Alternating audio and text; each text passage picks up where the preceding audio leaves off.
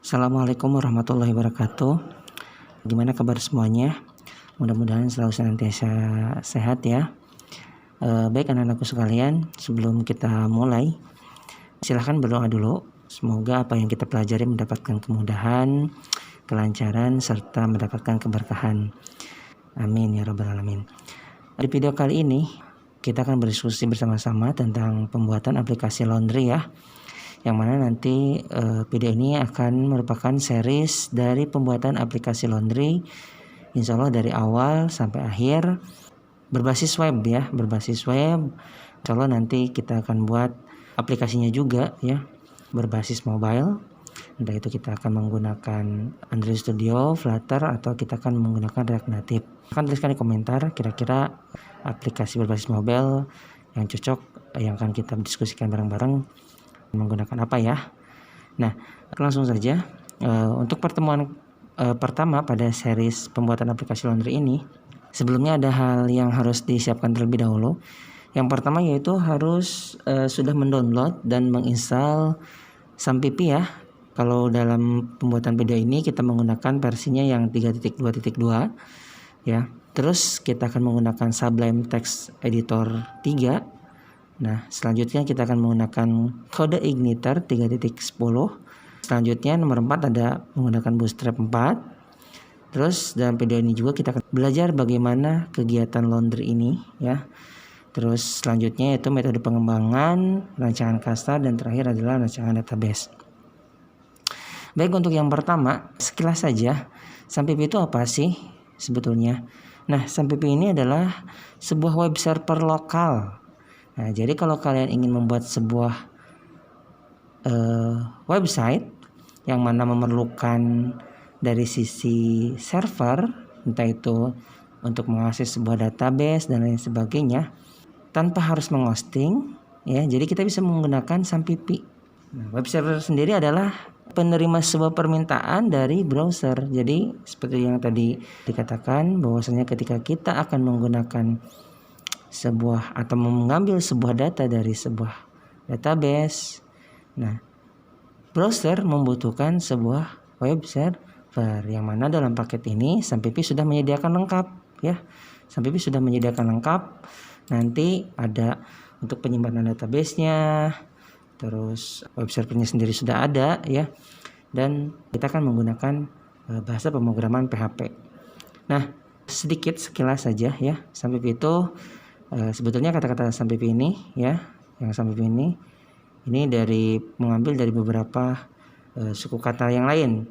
Ada yang Apache tadi ya, A-nya, terus M, huruf M ini dari kata MySQL, P, PHP ya, yang nanti akan kita gunakan dalam proses pembuatannya.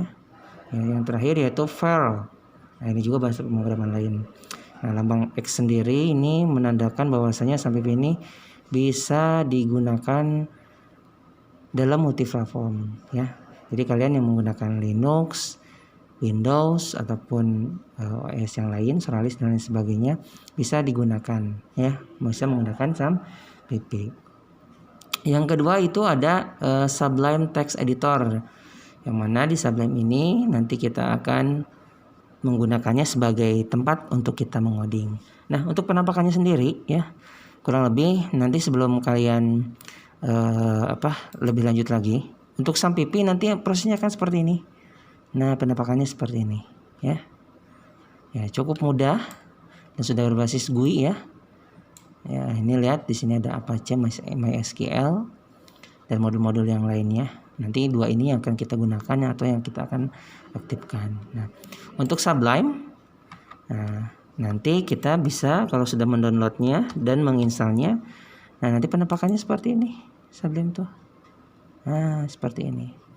Mana nanti kita akan mulai mengoding di sini, ya. Nah, kurang lebih seperti itu untuk penampakannya.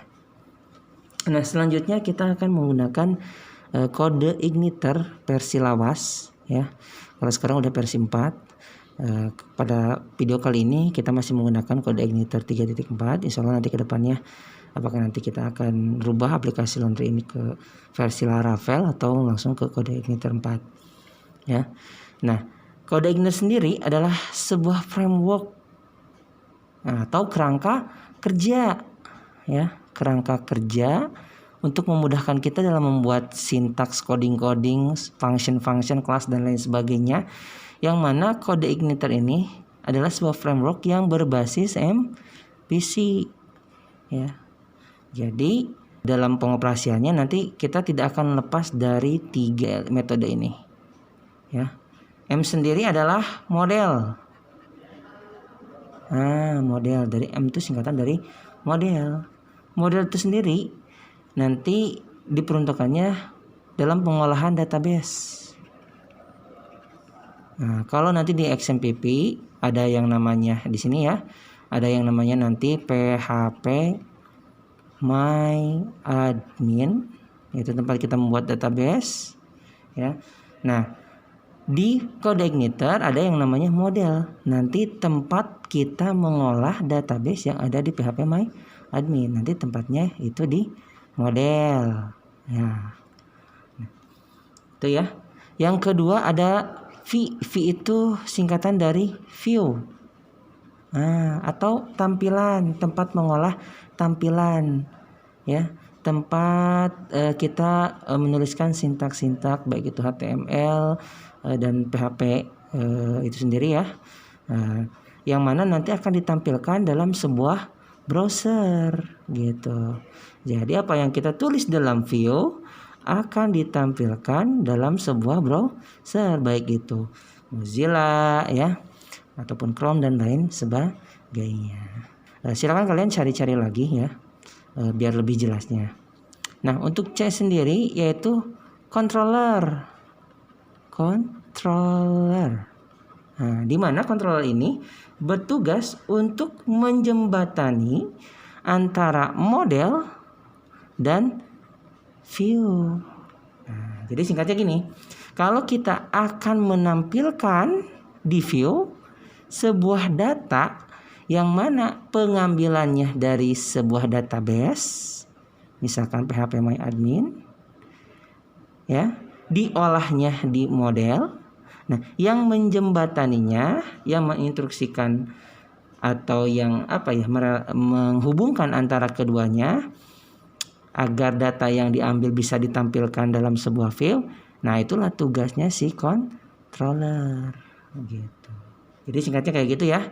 Model nanti dia bertugas sebagai pengolah database, sedangkan view untuk mengolah tampilan dalam sebuah browser.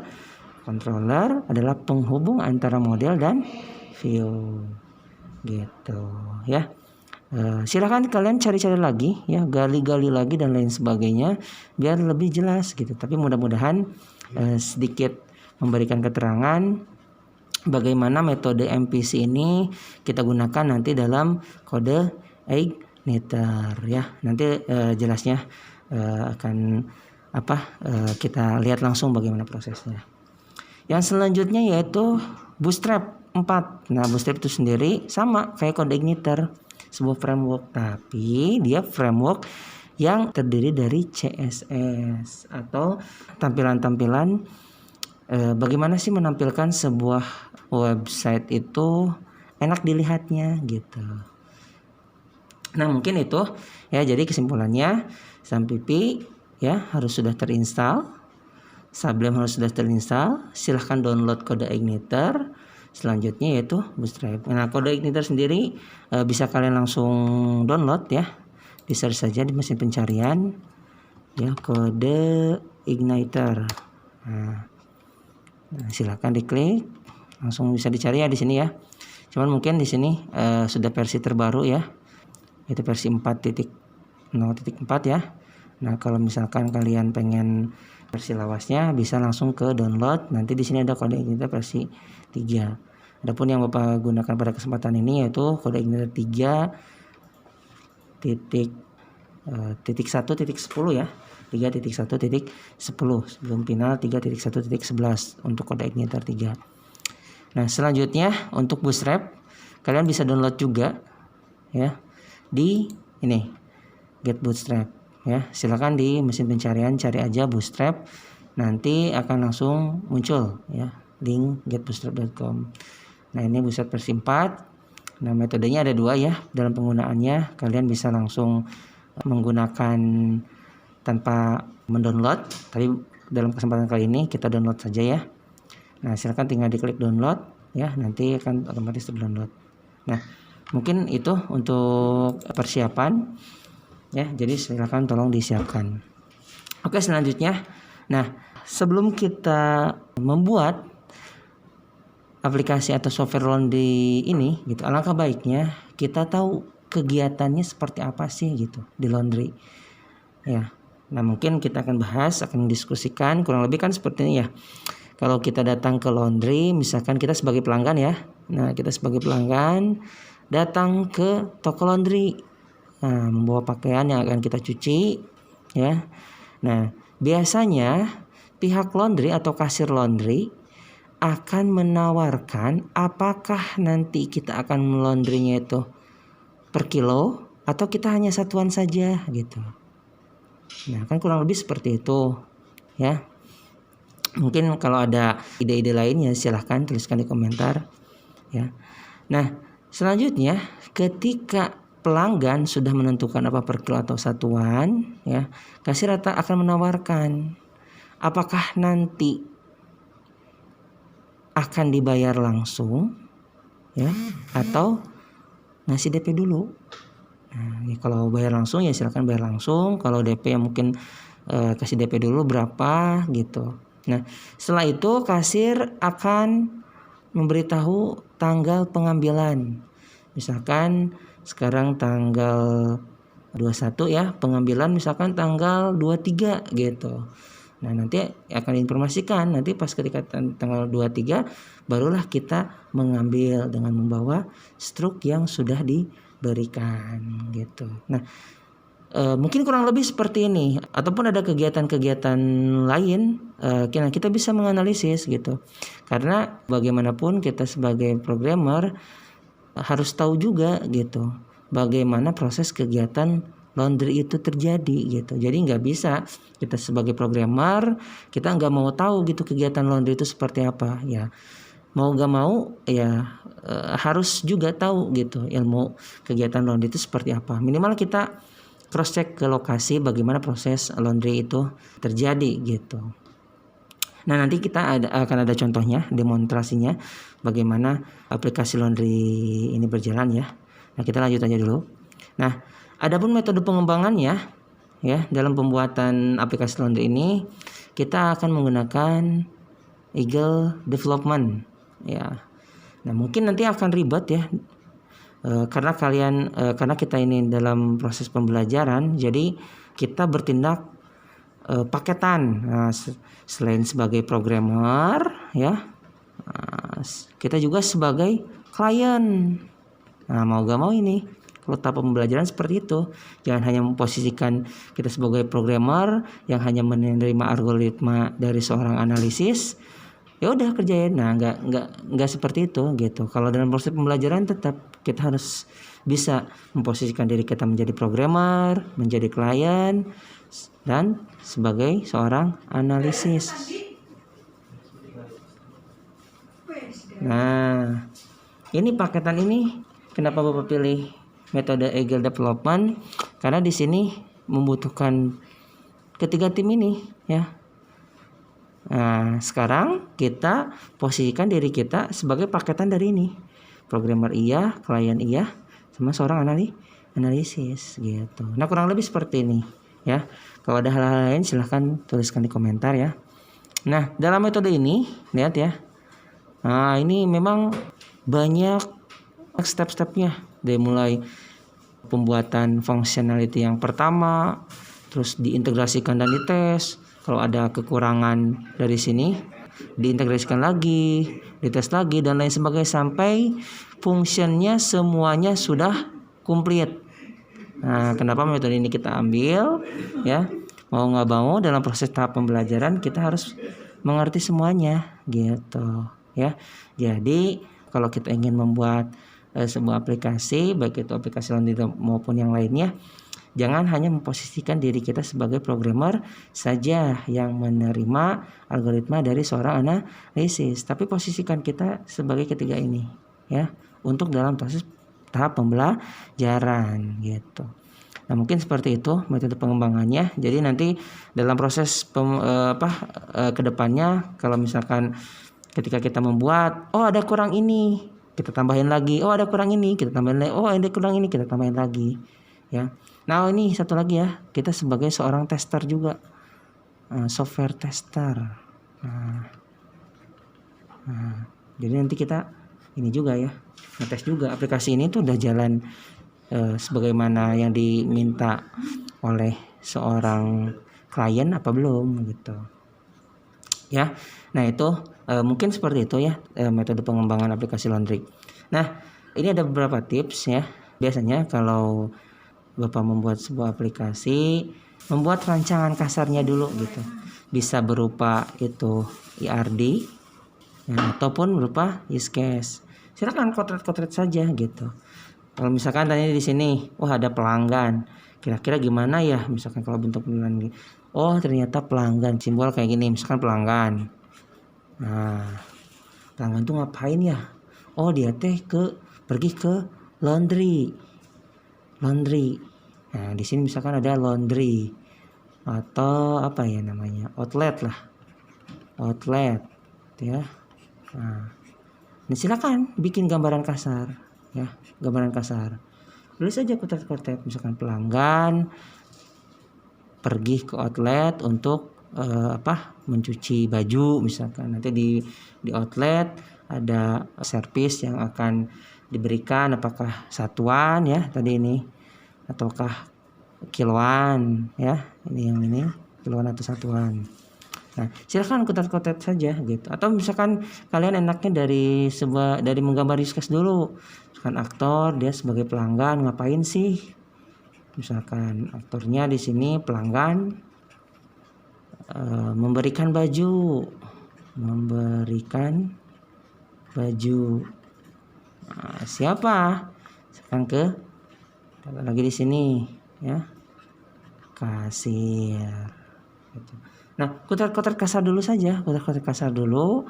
Nah, sehingga dari sana kita akan bisa membaca gitu, alur dari aplikasi laundry-nya seperti apa gitu.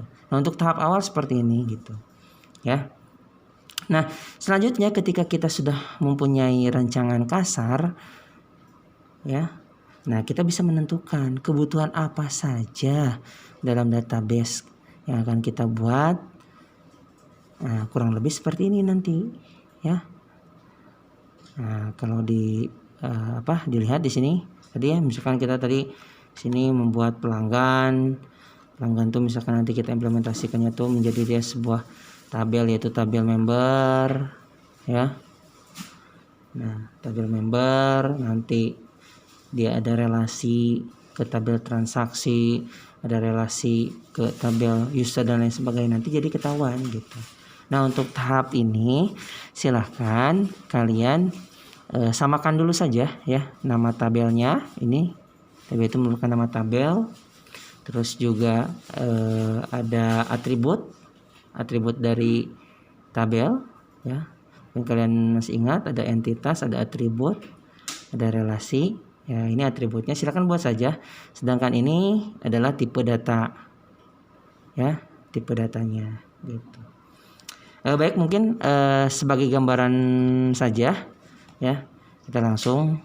Nah, setelah kalian mendownload Sampipi ya, silahkan aktifkan modul Apache dan MySQL-nya, karena dua ini yang akan kita butuhkan ya. Nah, nanti untuk pengecekan kalian bisa langsung buka browser ya. Nanti tinggal diklikkan saja localhost. Nah, nanti kalau sudah terkoneksi ya, nah sudah aktif Apache-nya, tidak ada masalah. Nanti ketika kita mengetikkan localhost, langsung kita ada ke sini ya. Penjelasan tentang Sampipi-nya ya, versinya nanti bisa kita lihat juga versi dari PHP-nya ya. Nah, ini 7.0.13 masih lumayan model lama ya. Nah, Nah, inilah penampakan dari SAMPP ketika kita sudah sukses menjalankannya. Nah, nanti kita akan banyak di SAMPP ini banyak pengolahannya tuh di sini nih. Ya, yang PHP My Admin. Jadi tadi yang dalam proses pembuatan tabelnya, tabel yang ini ya, silahkan kalian bikin di PHP My Admin sesuai dengan rancangan yang ada di sini. Kalau misalkan tabel member, silahkan bikin saja tb_member dan lain sebagainya. Nah, nanti jadinya akan seperti ini ya. Nama database-nya misalkan Bapak kasih nama, ini untuk bikin new, tinggal diklik new saja ya. Ya, tinggal kasih nama misalkan DB laundry, DB apa dan lain sebagainya ya, silakan. Nanti akan terbuat nih database-nya seperti ini ya. Nah, nanti silakan kalian isikan ya data-data yang ada di sini atau tabel-tabel yang ada di sini beserta atributnya, beserta tipe datanya. Ini jangan lupa ya, tipe datanya harus diisikan juga ya ke dalam PHP yang ini. Nah, ke dalam sini. Nah, nanti akan jadi seperti ini. Tabel laundry itu ada apa sih? Ada tabel member. Silakan diklik new saja untuk membuat. Ya, bisa diklik new. Nanti akan muncul interface untuk pembuatan tabel. Nama tabelnya silakan diisi. Nama tabel apa? Nah, untuk atributnya silakan isikan di sini. Atribut itu yang mana? Yang bawah yang ini. Nah, semua atribut ini silakan isikan sesuai dengan nama tabelnya. Kalau misalkan ini nama tabelnya tabel paket, ada atributnya ID paket, ID outlet dan lain sebagainya, tuliskan silakan di sini. Nah, ID paket, ID outlet, tipe datanya apa, kalau mempunyai panjang silahkan dibikin panjangnya dan lain sebagainya gitu. Dan jangan lupa kita harus memperhatikan ini nih, hal ini ya. Ini ada gambar kunci nih, ada gambar kunci ya. Gambar kunci ini ya menandakan bahwasanya atribut ID member itu sebagai primary key atau kata kunci, yang mana primary key ini tidak boleh ada yang sama gitu ya. Nah, itu untuk pembuatannya sendiri mungkin kalian sudah tahu, ini contoh saja. Silahkan nanti diklik untuk bagian indeksnya, ini dia menjadi primary key. Kalau misalkan di sini dia sebagai ID outlet ya, ID user, ID paket dan lain sebagainya, silahkan ya. Ya, kalau primary berarti dia tulis aja sebagai primary key gitu ya. Nah, silahkan diikutin aja apa yang ada di PowerPoint-nya ya. Semua atribut, semua tabel silahkan ikutin saja. Mudah-mudahan tidak membingungkan ya. Silahkan tulis. Nanti kalau sudah selesai, kalian bisa membuat relasi-relasi antar tabel ini. Nah, ini jadi yang berwarna garis-garis ini ya, ini adalah sebuah relasi atau hubungan antara tabel yang satu dengan tabel yang lain. Contohnya misalkan ini tabel member, dia mempunyai hubungan atau mempunyai relasi ke tabel transaksi gitu. Menandakannya seperti ini. Nah, apa yang menghubungkan antara tabel member dengan tabel transaksi? Yaitu ID member yang ada di tabel transaksi. Nah, nanti harus sama dengan ID member yang ada di tabel member, atau statusnya atau kedudukannya ID member yang ada di tabel transaksi, dia menjadi foreign key gitu ya. Silahkan buka-buka apa itu primary key, foreign key kalau masih bingung ya. Nah, mungkin kurang lebih seperti itu. Nah, kalau sudah dibikin semuanya, kalian bisa membuat relasi antar tabel tersebut gitu. Misalkan tadi kan tabel member ada relasi ke tabel transaksi, di mana tabel member dia mempunyai ID member, sedangkan di tabel transaksi ada foreign key yaitu ID member. Nah, untuk membuat relasi silahkan klik tabel transaksi atau tabel di mana tempat foreign key itu berada, ya tadi ID member ya. Silahkan klik ini menu struktur. Terus ada relation view. Karena kan sudah ada sudah ada relasi, jadi ini sudah terisi. Kalau belum terisi silahkan diisi saja. ID member yang ada di tabel transaksi, ya, mau direlasiin kemana? Database laundry juga ke tabel apa? Tadi kan ke tabel member. Silahkan isi di sini. Tabelnya berarti tabel member. Nanti ini akan secara otomatis terisi ID member. Kenapa? Karena posisi ID member yang ada di tabel member adalah dia sebagai primary key. Ya, jadi singkatnya Polygen key akan berelasi secara otomatis ke primary key dari tabel yang dituju. Jadi silahkan isikan. Nah, nanti kalian bisa lihat. Kalau misalkan ini ya, diklik database laundry, klik more, design. Nah, ini ada relasi-relasinya sudah tergambarkan secara otomatis. Kalau kalian belum membuat relasi, belum ada tuh garis-garis seperti ininya. Ya. Nah, mungkin seperti itu ya untuk gambaran rancangan database-nya. Silahkan dilakukan saja. Nah, selanjutnya kalau kalian sudah mendownload kode igniternya, ya nanti mungkin kurang lebih tampilannya akan seperti ini, ya. Nah, isi inilah yang akan kita nanti banyak mengoperasikan di sini. Jadi untuk langkah awal silahkan kalian copy aja folder ini, jangan dalamnya ya, ininya saja biar tidak berantakan. Silahkan copy, ya. Kemudian pastekan di SAMPP, di file C SAMPP, di dalamnya nanti ada htdoc, pastekan di sini. Nah, ini udah Bapak lakukan ya. Nah, kemudian nanti kalian rename saja, misalkan laundry. Nah, ya. Kalau sudah, kita bisa langsung mengeceknya. Buka browser, misalkan tadi ini localhost ya, underscore tadi apa? Laundry. Nah, kalau sudah berhasil nanti ada ini muncul tampilan ini, welcome to Kode Igniter. Nah, itu cukup mudah kan ya. Jadi tinggal download, habis di-download diekstrak, pindahkan ke file C SAMPP, kemudian di dalam htdoc dipastekan, rename, buka browser, kemudian panggil dengan menuliskan localhost underscore nama foldernya, misalkan tadi nama foldernya laundry. Nah, ini udah berhasil, kita udah bisa masuk nih. Nah, lalu bagaimana penampakan filenya? Nanti kita bisa membukanya di Sublime ya, di Sublime. Nah, drag aja langsung. Nah, penampakannya seperti ini. Jadi kita akan banyak mengolahan di sini ya. Ya mungkin itu saja. Jadi rangkumannya untuk kali ini. Ya, silahkan kalian siapkan dulu ya. Tadi ada SAMPP, dimana akan bertindak sebagai web server lokal ya SAMPP ini. Kemudian Sublime Text Editor, tempat kita menuliskan sintaks-sintaks. Kemudian framework kode igniter, dan terakhir yaitu Bootstrap 4. Ya demikian, mudah-mudahan bermanfaat. Jangan lupa sebarkan manfaat kepada yang lain, agar manfaatnya tersampaikan juga kepada yang lain.